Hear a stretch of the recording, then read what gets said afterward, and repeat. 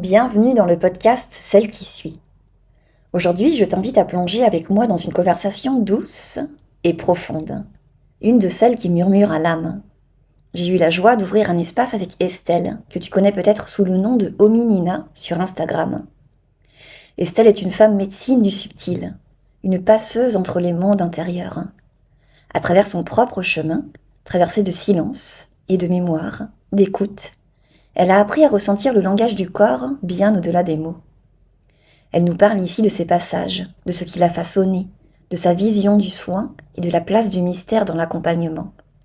Un échange qui m'a beaucoup touchée et qui, je l'espère, résonnera avec toi aussi. Je te souhaite une excellente écoute. Installe-toi confortablement et laisse les mots venir te rencontrer là où c'est juste.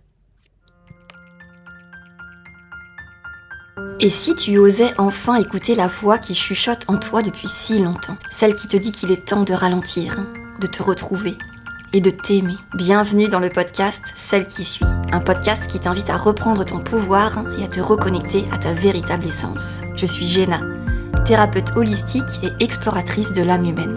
Depuis plusieurs années, j'accompagne les femmes à travers la guérison des traumas, la reconnexion au corps et la libération des blocages inconscients. Dans ce podcast, je te partage mes réflexions, mes expériences et des outils concrets pour t'aider à revenir à toi tout en douceur. Dans Celle qui suit, on parle d'amour de soi, de régulation du système nerveux, de blessures du passé, mais aussi d'intuition, de mouvement et de tout ce qui peut nous aider à vivre plus alignés et libres, parfois en solo, parfois avec des invités. Je t'invite à un voyage intérieur pour explorer ta vérité, au-delà des injonctions et des croyances limitantes. Alors si tu ressens l'appel de cette reconnexion à toi, abonne-toi au podcast et rejoins-moi chaque semaine pour une nouvelle exploration.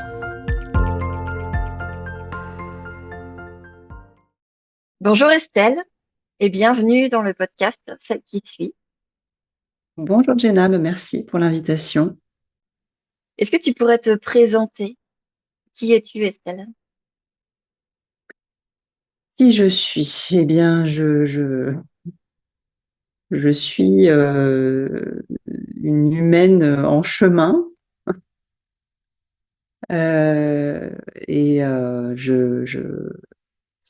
je me découvre vraiment là en ce moment de plus en plus suite à un événement il y a 1 an et demi qui a chamboulé énormément de choses dans ma vie.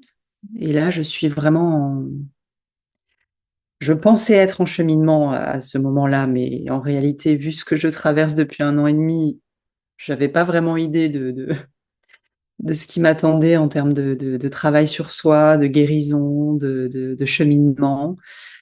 Là, je suis vraiment dans une, euh, une véritable réappropriation de moi-même.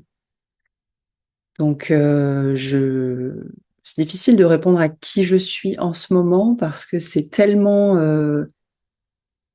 ouvert. Il y a tellement de choses qui sont en train de se réaligner en moi, que je découvre, d'autres que je jette, que je garde plus. Je suis vraiment en train de vivre un tri. Donc c'est compliqué de répondre à qui je suis. En tout cas, ouais, je me découvre vraiment, alors particulièrement au travers de mon travail en ce moment. Qui est un travail d'accompagnement. Donc, je suis psychothérapeute, j'accompagne les autres sur leur propre chemin et du coup, moi-même sur mon propre chemin, parce que c'est toujours en miroir. Et de par mon activité, je suis en train d'expérimenter tout un tas de choses très différentes. Je saurais pas trop répondre du coup à cette question parce que pour le moment, c'est mouvant, en fait, c'est mouvant. Donc, je dirais ça. Pour le moment, je suis une humaine en pleine transition et en même temps en plein processus d'ancrage. Donc, je m'ancre autant que je transitionne, autant que j'évolue. Je suis en train de me repositionner complètement, aussi bien dans ma vie que dans le monde, que dans ma pratique. Donc, voilà, identité en mouvement en ce moment. C'est beau, c'est beau. J'imagine que tu as tout de même un certain ancrage. dans la vie, dans la terre. Est-ce que tu peux nous en parler? D'où est-ce que tu viens? Qui est la petite Estelle? Mm. De quoi elle rêvait? Qu'est-ce qu'elle aimait faire? Mm. C'est justement le, le travail dans lequel je suis en ce moment, c'est un processus d'ancrage, véritablement. Parce que moi, j'ai une histoire un petit peu particulière. Je suis une enfant d'expatriés. J'ai vécu expatriée très longtemps. Je suis née en France, mais 15 jours après ma naissance, j'étais déjà à l'étranger. J'étais au Bénin. Je suis arrivée à 15 jours au Bénin. Et puis, ensuite, de par le travail de mon père, on déménageait très régulièrement. Donc, j'ai vécu au total un petit peu moins de 20 ans en Afrique de l'Ouest, différents pays d'Afrique de l'Ouest, donc sans véritablement vivre d'ancrage. Alors un ancrage familial, un ancrage, voilà, je vais dire au sein de mon noyau familial, on va dire, qui sont mes parents et mon frère, mais pas véritablement d'ancrage à la terre, quoi. On changeait très souvent de pays, donc il fallait recommencer, une nouvelle école, de nouveaux amis, de nouvelles habitudes, un nouveau climat parfois aussi auquel s'habituer. Et en même temps, des périodes en France, quand on rentrait l'été, on restait 2 mois d'été en France, on repartait. Donc pour un enfant, c'est beaucoup de mouvements. Et en même temps, moi j'ai adoré cette vie, c'est vraiment une enfance qui m'a tellement apporté et que j'ai tellement aimé. Et en même temps, sans véritablement me rendre compte des impacts que ça avait sur moi, ça c'est plus tard que je m'en suis rendu compte, une fois adulte, et qu'il a fallu quelque part déjà s'ancrer un petit peu pour faire des études. Moi, après mon bac, je suis rentrée en France pour faire mes études et ça a été extrêmement compliqué, vraiment, ça a été très dur d'être en France longtemps, s'ancrer, de découvrir une nouvelle façon de vivre que je connaissais pas du tout, ou très peu, même si j'y avais un peu vécu l'été, mais enfin, ça n'a rien à voir quand on vit en France l'hiver. En plus, j'étais à Lyon, donc il faisait bien froid, avec un rythme français qui n'est pas du tout celui que je connaissais petite. Donc tout ça, ça a été vraiment des années très compliquées, où pas, ça a été très dur de m'ancrer. D'ailleurs, je ne me suis pas du tout ancrée, hein.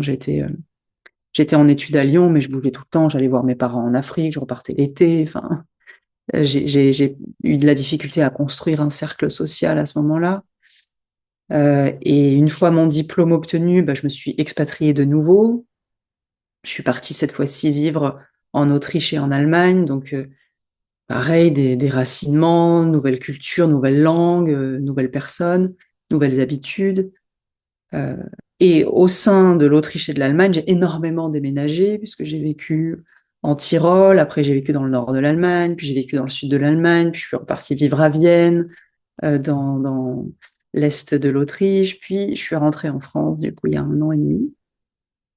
Et là, je suis dans, pour la première fois de ma vie, un véritable processus d'ancrage, puisque j'ai choisi, pour la première fois de ma vie, je pense, un choix actif de lieu de vie. Et je me suis retrouvée à m'ancrer quelque part en ayant la bougeotte.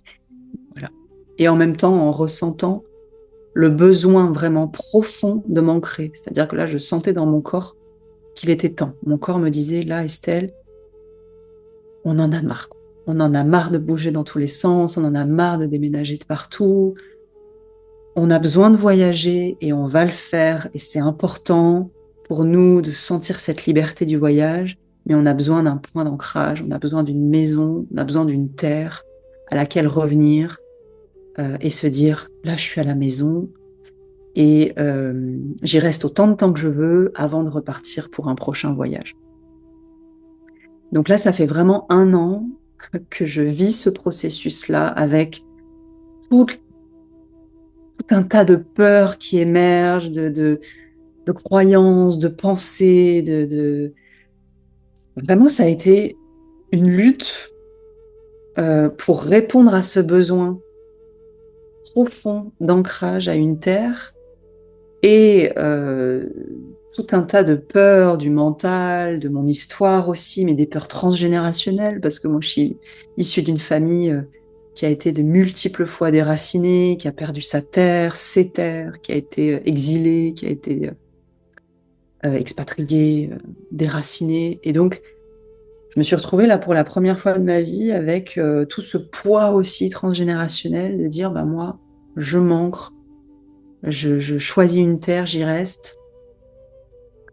Et ça a été vraiment un processus très, très, très compliqué. Et en même temps, depuis que je suis dans ce processus-là, il m'est arrivé tellement de choses complètement alignées à ce que je ne savais pas être, mais que je suis en réalité, que je suis vraiment un peu émerveillée, quoi, de me dire, waouh, quand je suis vraiment cet appel de l'âme, cet appel vraiment profond de mon âme, de mon corps, qui est en même temps un appel qui me fait guérir aussi bien moi que toutes mes lignées, eh bien, il m'arrive des rencontres, des propositions, des opportunités, des voyages vraiment incroyables.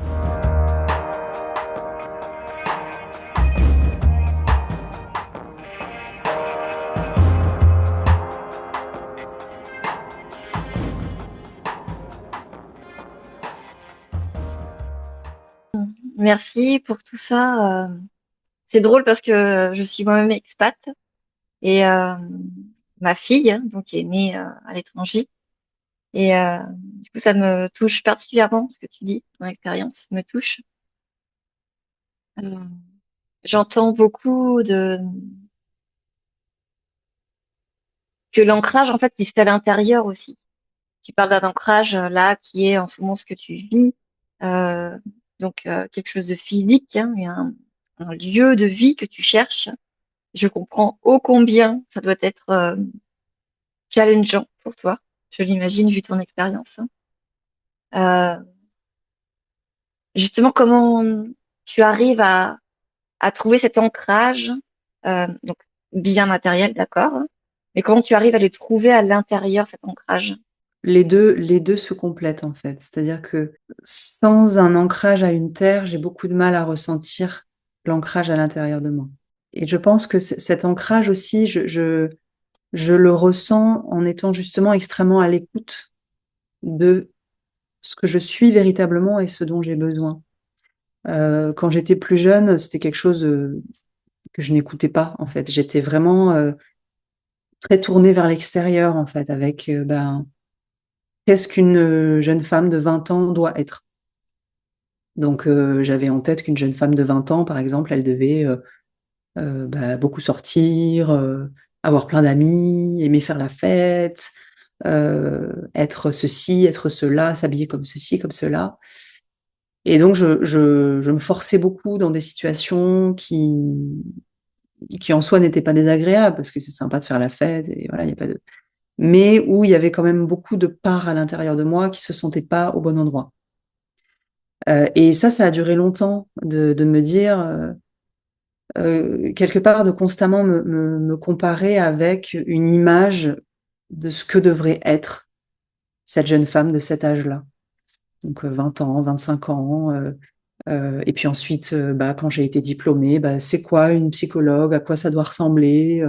Et j'essayais de coller beaucoup à ce qui me semblait être la représentation un peu idéale, ou du moins sociétale, d'une jeune femme de 20, 25 ans, 28 ans, etc. Et au final, j'étais complètement désalignée à ce que j'étais, vraiment. Parce que moi, je pense qu'à 20 ans, profondément, j'avais pas envie de faire la fête. J'avais pas envie d'avoir plein d'amis.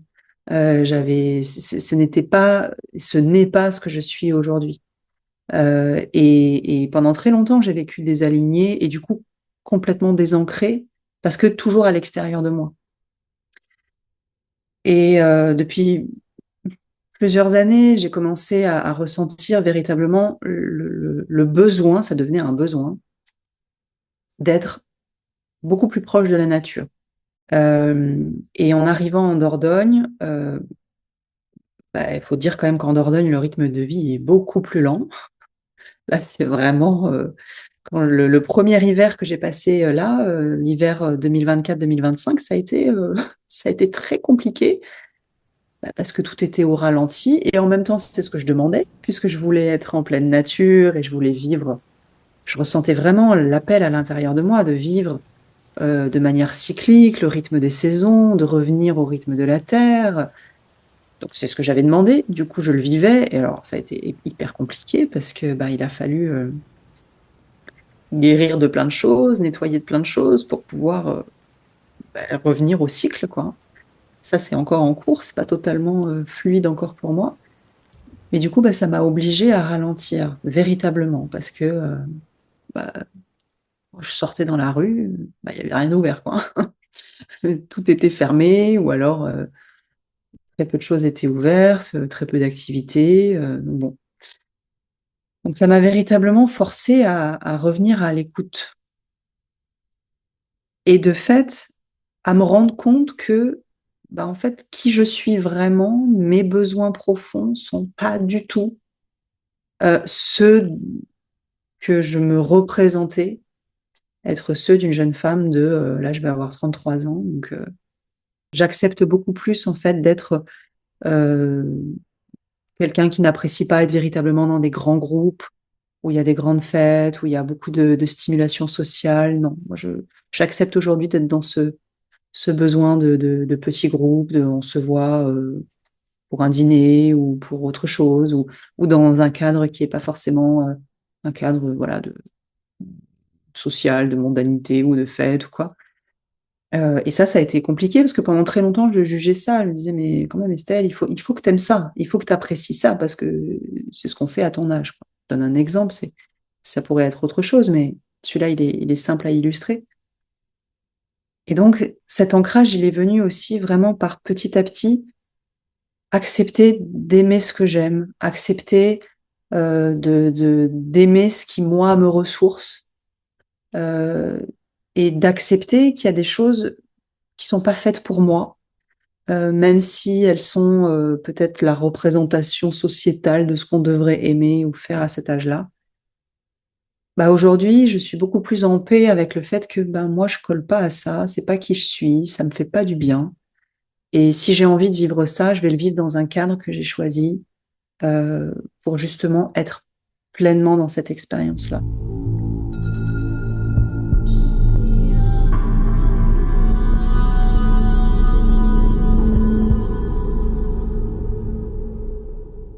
Moi, mon ancrage, il passe par là. Il passe par vraiment être très subtilement et profondément à l'écoute de ce qui est juste pour moi, sans jugement. Ça a été compliqué, le sans jugement, le sans comparaison, ça a été très compliqué. Euh, et je sens que voilà, plus je suis proche de ma vibration, finalement, de véritablement ma vibration, plus dans ma réalité, il se passe aussi des choses qui, du coup, répondent à ce que j'aime vraiment avec des rencontres et des opportunités qui me sont proposées, qui ne m'auraient jamais été proposées si j'avais pas été dans le cadre et la vibration qui est véritablement la mienne, en fait. Donc ce processus d'ancrage, il passe pour moi par une écoute profonde de mes besoins et une acceptation profonde de mes besoins. Ton avis, d'où ça vient, le fait de devoir coller à l'image que tu croyais? En premier lieu dans mon enfance, et puis après dans un spectre plus large, au niveau sociétal aussi finalement. Peut-être le premier spectre qui est celui de mon enfance, euh, c'est vrai que moi j'ai toujours été, je le sais aujourd'hui, j'aurais été, si j'avais été véritablement dans un environnement qui me bridait pas, j'aurais été, je pense, une petite fille beaucoup plus, comment dire, casse-cou que ce que j'ai été. J'ai vraiment été une petite fille très sage, très calme, Et en même temps, c'est ce que je suis. Je suis quelqu'un d'assez calme, je suis quelqu'un d'assez posé, et enfant, je l'étais déjà. Euh, mais vraiment, j'étais vraiment une petite fille, sage comme une image. Ma mère me disait souvent ça. T'étais sage comme une image. Bougez pas, quoi. Et je pense que j'aurais été une enfant beaucoup plus dynamique, beaucoup plus, comment dire, bruyante, voilà, si j'avais été dans un environnement qui véritablement m'avait laissé toute la place pour explorer qui j'étais, qui je suis. Et même si j'ai grandi dans un environnement quand même très particulier, en Afrique, où il y avait énormément d'expériences très particulières, de contact avec beaucoup de nature sauvage, avec des animaux, avec voilà, des expériences de vie où j'ai ressenti énormément de liberté. Au sein de mon foyer, de ma famille, ça ne se passait pas véritablement comme ça. Il était attendu de moi que je sois la petite fille sage. Arrivant en plus en deuxième après un frère qui a été un enfant nommé entre guillemets par mes parents compliqué, c'est-à-dire qui a fait énormément de bruit, qui a pris beaucoup de place, qui était très agité pour tout un tas de raisons qui sont aussi liées à l'environnement familial. Moi, je suis arrivée derrière avec vraiment cette attente d'être voilà, la petite fille adorable, quoi. Voilà. Et c'est ce que j'ai été. Donc pendant j'ai vraiment appris à correspondre à ce qu'était une petite fille, puis une adolescente, puis une jeune femme, etc. Par rapport à des standards qui étaient aussi ceux de mes parents, de leur génération à eux aussi, puis de la société. Depuis enfant, moi, je voulais être archéologue. J'ai toujours dit, je voulais être archéologue, c'est ce que je veux faire. Et puis, au moment de mon bac, au moment de choisir les orientations, naturellement, j'ai voulu m'inscrire en archéo. Et puis, mes parents m'ont dit non. Non, parce que c'est trop compliqué, il y a trop peu de débouchés, c'est pas... voilà, tu vas te mettre dans la galère, quoi. Donc, choisis autre chose. Donc, je suis partie en droit. Bon. Ça a été un énorme échec. J'ai fait 3 ans de droit, j'ai rien validé du tout, jusqu'à accepter que visiblement, c'était pas pour moi. En fait, c'est pas du tout ce que j'aime faire ou qui je suis. On n'est pas dans une société qui accompagne les individus à se rencontrer, à s'explorer intimement, personnellement, intérieurement. De l'archéologie, comment en es-tu venu à la psychologie du coup? Il y a un lien, quoi. Tu sais, quand même, on va chercher, on va fouiller, on va creuser l'histoire, pourquoi, comment, où. J'avais dans un petit coin de ma tête la psycho. Ça a toujours été là aussi, un peu comme un deuxième choix. J'étais hyper intéressée aussi plus jeune par tous les documentaires sur euh, les, euh, euh, les, euh, les criminels, les serial killers. J'étais hyper intéressée par ça plus jeune. Et je me suis dit, j'ai envie de comprendre. J'ai envie de comprendre pourquoi ces gens-là font ça. Pourquoi est-ce que ces criminels, qu'est-ce qui se passe dans leur tête? Pourquoi ils font ça? Et donc, je me suis inscrite en psycho, voilà, psychologie à Lyon. Donc, j'étais hyper intéressée à ce moment-là plutôt par le domaine vraiment, je vais dire, psychiatrique, hein. J'étais vraiment intéressée par la maladie mentale, le trouble, voilà, les troubles importants, parce que je voulais comprendre qu'est-ce qui se passait dans la tête de personnes qui commettaient de tels actes. Donc, j'ai fait tout mon cursus de psychologie clinique, j'ai fait tous mes stages en hôpital psychiatrique, j'ai travaillé en unité schizophrénie, j'ai travaillé sur des hôpitaux de jour, enfin, aussi avec les troubles alimentaires très graves. Enfin, j'étais vraiment dans voilà, le trouble lourd. Et puis, finalement, ça m'a un petit peu passé. Et quand j'ai été diplômée, donc j'ai eu mon diplôme de psychologue clinicienne, j'étais quand même spécialisée en option psychopathologie, donc quand même la maladie, le trouble. Mais à ce moment-là, je me suis expatriée, je suis partie en Autriche. Et donc, bon, ne parlant pas la langue, etc., j'ai laissé tomber l'idée de travailler dans des institutions et je me suis installée en libéral pour accueillir une population francophone. Donc, j'ai fait plusieurs années de libéral en Allemagne, en Autriche, j'ai travaillé en collaboration, donc j'accueillais des expats français.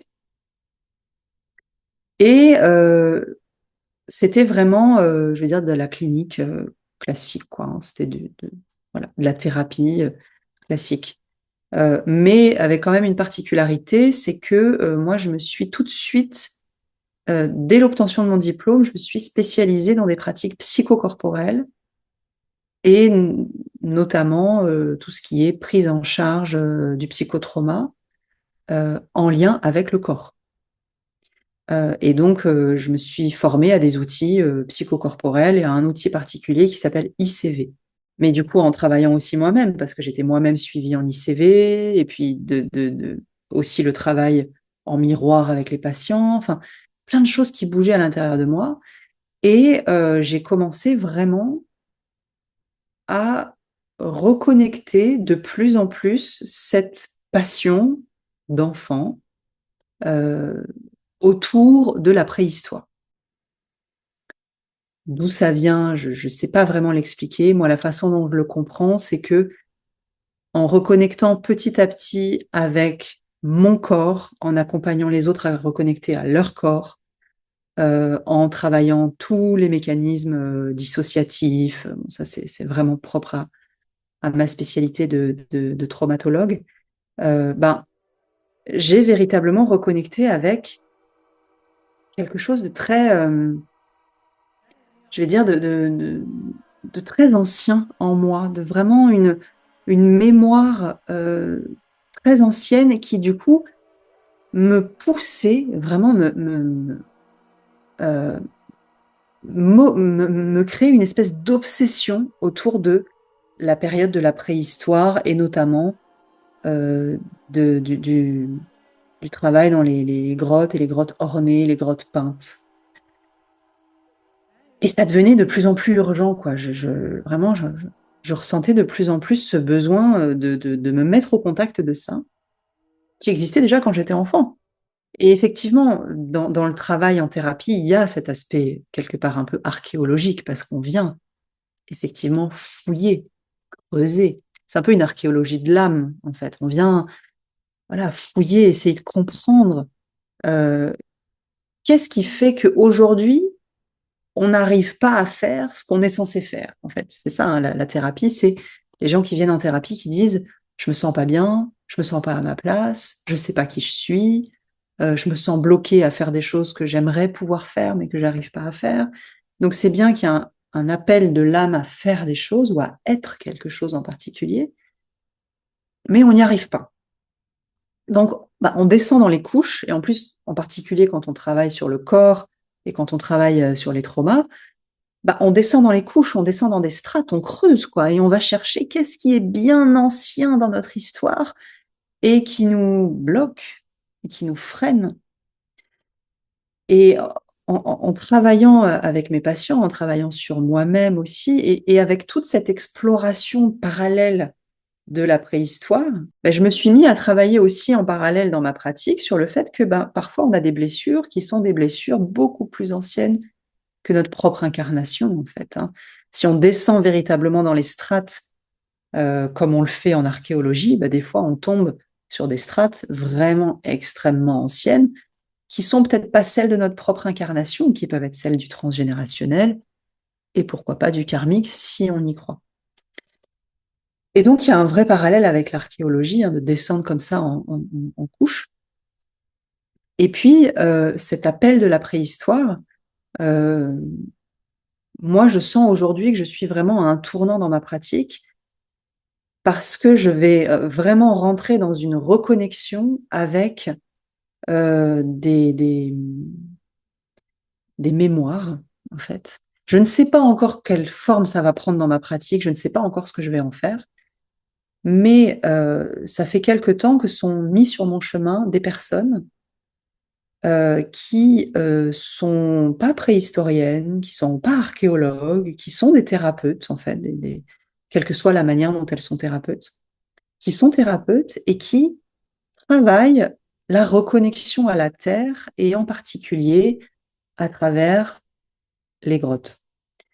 Euh, et ça m'a fait rentrer dans le monde du chamanisme et du chamanisme d'ici, de notre terre à nous, parce qu'on est beaucoup à reconnecter au chamanisme en essayant de rentrer par des portes qui sont celles peut-être de l'Amérique latine ou de l'Asie ou même de l'Europe du Nord, de la Scandinavie ou de l'Amérique du Nord.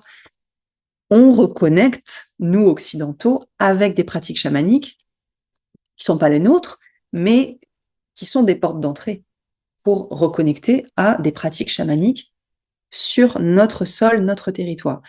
Et sur notre sol, notre territoire, on a quand même énormément de chamanisme lié aux grottes. Et je sens que ma pratique va continuer à évoluer pour, je ne sais pas encore comment, mais je me sens appelée à accompagner les individus à travers des pratiques qui vont être autres, évidemment, que la clinique, bien que je pense que les deux peuvent se mêler, mais qui vont être plutôt des pratiques chamaniques, de venir se reconnecter véritablement à une mémoire, à la terre d'ici, aux pratiques d'ici, aux rituels d'ici, qui sont peut-être très très anciens, parce que là je parle quand même de la préhistoire, même si voilà, c'est très ancien, mais on a il y a toute une histoire qui découle de ça.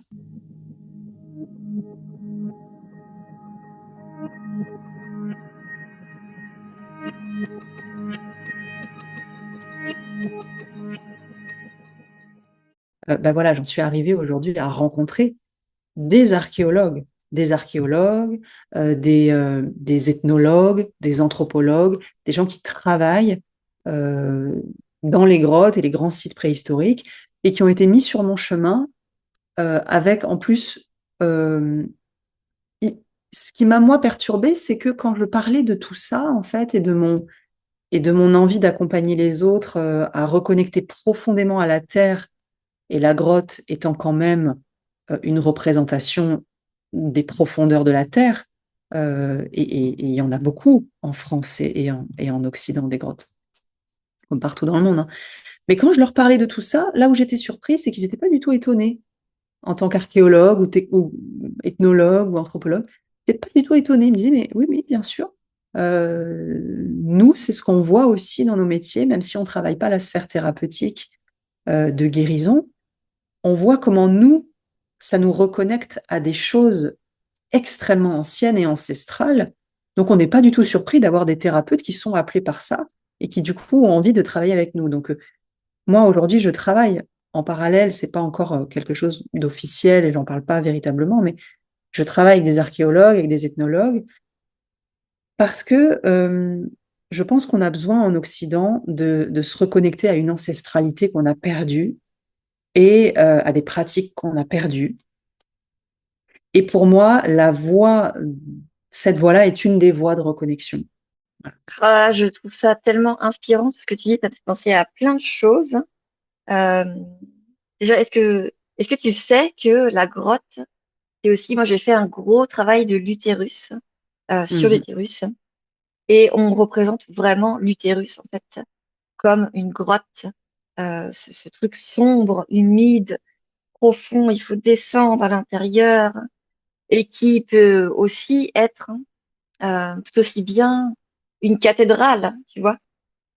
Mais simplement, bah, faut y accéder, quoi. Voilà, faut y aller dedans et c'est un peu, ça me fait penser aussi au travail de l'ombre, hein, où il faut y aller. C'est désagréable, c'est pas, ouais, c'est c'est pas joyeux, pas tout le temps, voilà. Mais une fois que tu y es, bah, je sais pas, tu peux comme apprécier l'espace ou tu vas voir tout ce qu'il en découle.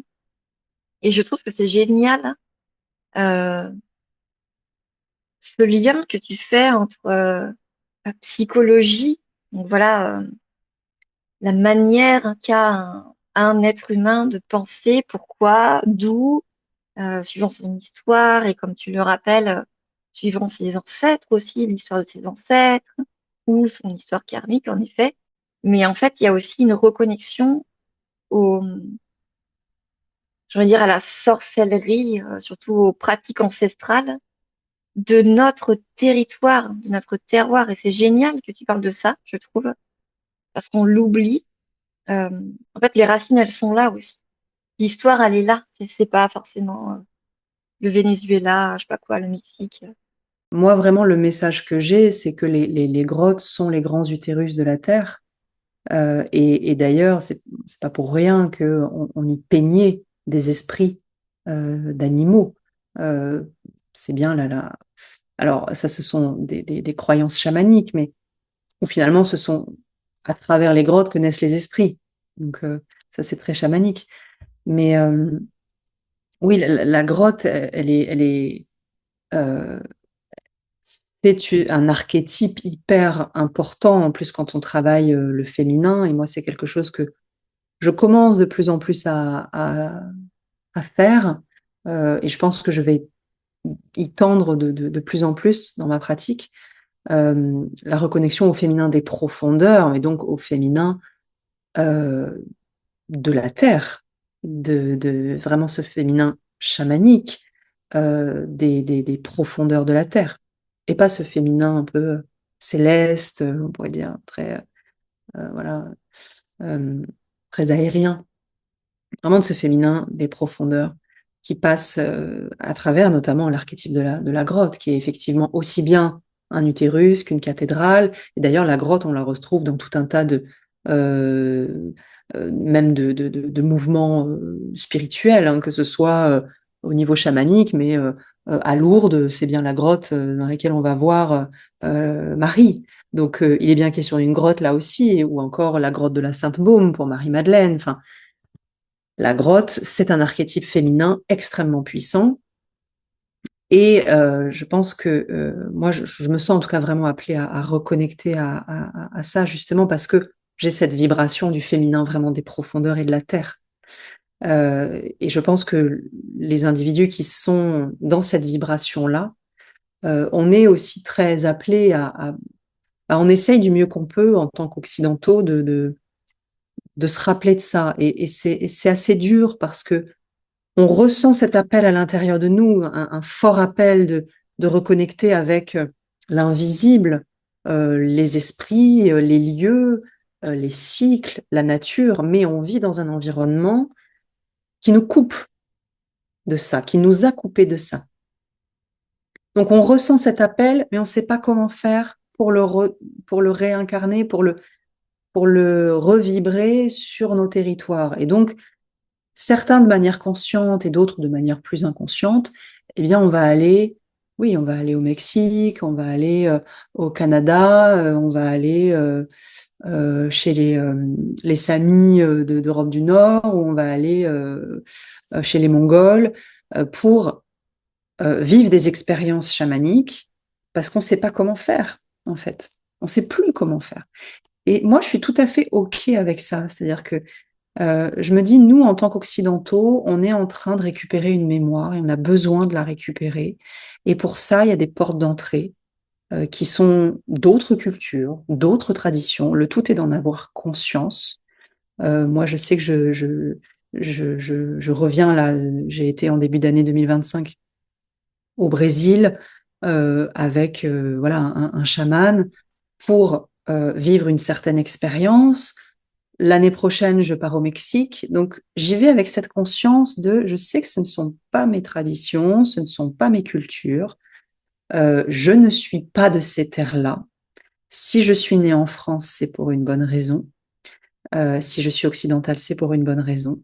Mais j'y vais avec la conscience de récupérer à l'intérieur de moi des mémoires pour pouvoir les ramener sur ma terre et non pas les copier et les installer ici. Ça, c'est quelque chose qui, pour moi, ne vibre pas. Je n'ai pas envie de ramener des traditions chamaniques brésiliennes ou mexicaines ou de je ne sais où en France.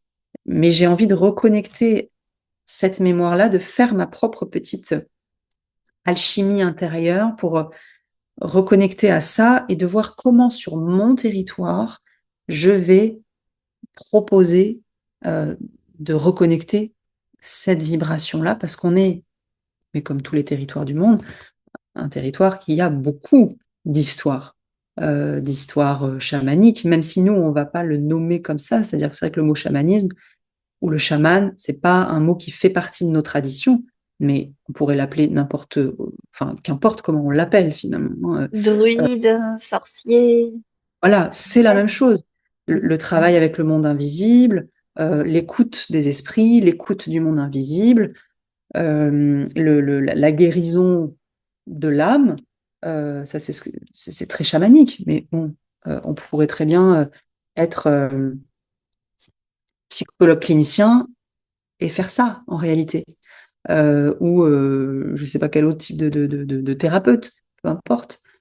Donc, c'est comment je le ramène sur mon territoire pour accompagner les individus de mon territoire à se reconnecter à, à cette ancestralité, en fait, au cycle, aux lieux, aux êtres invisibles de nos lieux à nous, à nos traditions.